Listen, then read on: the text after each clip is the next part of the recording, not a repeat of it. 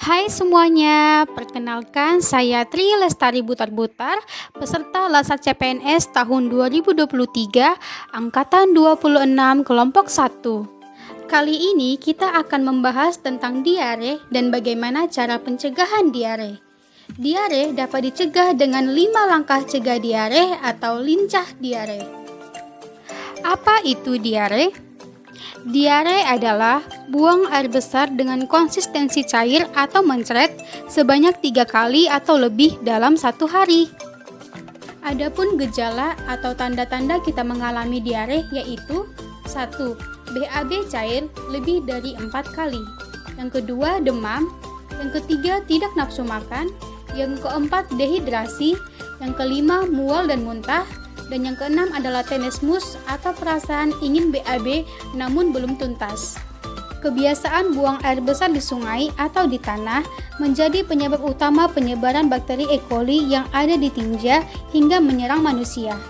Lalu, bagaimana proses bakteri E. coli bisa masuk ke dalam tubuh manusia? Semua berawal dari air yang terkontaminasi E. coli yang kita konsumsi sehari-hari. Air yang diambil biasanya akan dimasak sebelum dikonsumsi. Jika air dimasak tidak sampai standar titik didih, maka E. coli akan tetap hidup yang akhirnya tanpa kita sadari, kita meminum air yang mengandung E. coli. E. coli juga dapat masuk ke dalam tubuh melalui kebiasaan tidak cuci tangan pakai sabun setelah dari toilet. E. coli akan terus ada di tangan dan mengontaminasi segala sesuatu yang kita sentuh. Oleh karena itu, kita harus mencegah penyakit diare. Penyakit diare dapat dicegah dengan 5 langkah cegah diare atau lincah diare. Berikut penjelasan mengenai 5 langkah cegah diare. 1. Stop buang air besar sembarangan. Stop BABS adalah suatu kondisi ketika setiap individu dalam komunitas tidak buang air besar sembarangan. Perilaku buang air besar sembarangan adalah perilaku yang salah karena dapat mencemari sungai dengan tinja manusia, sehingga jadi sumber kuman dan penyakit. Di sisi lain, dampak buruk dari perilaku buang air besar sembarangan tidak dicegah, maka akan menyebabkan pencemaran lingkungan, sumber kuman, dan penyakit. Bahkan dapat menyebabkan kematian karena diare. Selain pencemaran lingkungan akibat tinja manusia, pencemaran bisa juga melalui media serangga. Seekor lalat yang hinggap di tinja manusia, kemudian terbang dan hinggap ke makanan yang akan kita konsumsi, sehingga makanan yang kita konsumsi mengandung kotoran dan penyakit diare. Syarat dikatakan sudah stop buang air besar sembarangan adalah 1. Tidak terdapat tinja manusia di sekitar rumah. Yang kedua, jarak septic tank dengan sumber air minum harus lebih dari 10 meter. Yang ketiga, tidak terdapat pampers berserakan yang berisi tinja manusia. Yang kedua, cuci tangan pakai sabun. Diare dapat disebabkan oleh anggota keluarga, khususnya ibu atau pengasuh yang tidak rutin melakukan CTPS. Tangan yang tidak dicuci dengan sabun dan air mengalir dapat memindahkan kotoran atau kuman, sehingga saat menyiapkan makanan untuk bayi atau balita dapat menyebabkan diare.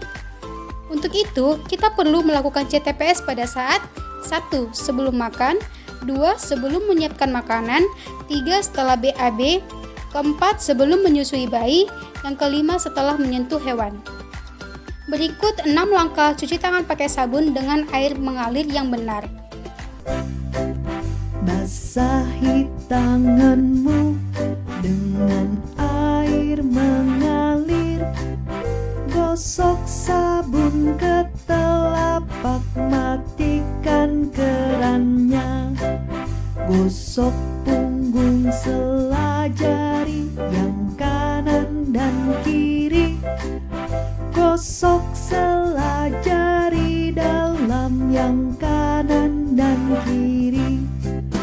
Kunci jari kanan putar, kunci jari kiri putar. Gosok putar ibu jari yang kanan dan kiri. Rapatkan jarimu, putar ke telapakmu. Gosok pergelangan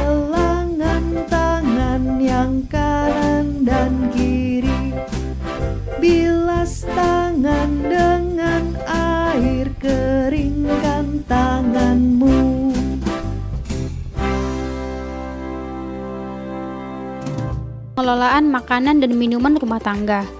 Cara pengolahan makanan yang benar yaitu 1. Bahan makanan seperti buah, sayur, dan ikan harus dicuci dengan air mengalir sampai bersih. Yang kedua, makanan dan minuman harus dimasak sampai matang, khususnya untuk air minum. Air minum harus dimasak sampai mendidih, yaitu sampai suhu 100 derajat Celcius. Yang ketiga adalah makanan dan minuman yang sudah matang harus disimpan di dalam wadah yang tertutup. Jika tidak, maka serangga terutama lalat yang sudah hinggap sebelumnya di dalam tinja manusia akan hinggap lagi di makanan dan minuman, sehingga lalat tersebut akan membawa bakteri E. coli yang dapat menyebabkan penyakit diare. Yang keempat, pengelolaan sampah rumah tangga. Dalam kehidupan sehari-hari, sampah sudah menjadi sesuatu yang tidak bisa lepas dari kehidupan manusia. Tahukah kamu, jika tidak dikelola dengan benar, sampah bisa jadi ancaman bagi kesehatan dan lingkungan sekitar kita, seperti terjadi penumpukan sampah. Sampah juga bisa menjadi sumber dari berbagai macam kuman dan penyakit. Selain itu, sampah juga dapat mencemari air, udara, dan tanah. Bahkan dapat menyebabkan bencana alam seperti banjir yang diakibatkan dari penyumbatan saluran air. Oleh karena itu, kita harus mengelola sampah dengan benar. Cara pengelolaan sampah yang benar meliputi harus memilah sampah berdasarkan tempat sampahnya masing-masing. Lalu, tempat sampah tidak boleh menjadi tempat perkembangbiakan lalat dan tidak boleh menimbulkan bau yang tidak sedap. Yang kelima adalah memiliki saluran pembuangan air limbah yang tertutup. Tahukah kamu, limbah cair domestik merupakan limbah yang dihasilkan oleh kegiatan sehari-hari kita. Misalkan, air sisa mencuci piring, air sisa mencuci pakaian, dan air sisa dari kamar mandi. Syarat pembuangan air limbah yang benar yaitu 1. Saluran pembuangan air limbah harus tertutup. Yang kedua, tidak mencemari sumber air minum. Yang ketiga, tidak terdapat genangan air di sekitar rumah. Apabila air limbah rumah tangga tidak dikelola dengan baik, maka akan menyebabkan penyakit berbasis lingkungan seperti diare yang disebabkan oleh banjir dan sumber air minum yang terkontaminasi oleh bakteri. Demikian video edukasi mengenai 5 langkah cegah diare atau lincah diare. Semoga kita dapat mengaplikasikannya di dalam kehidupan kita sehari-hari. Saya tunggu perubahanmu ya. Terima kasih.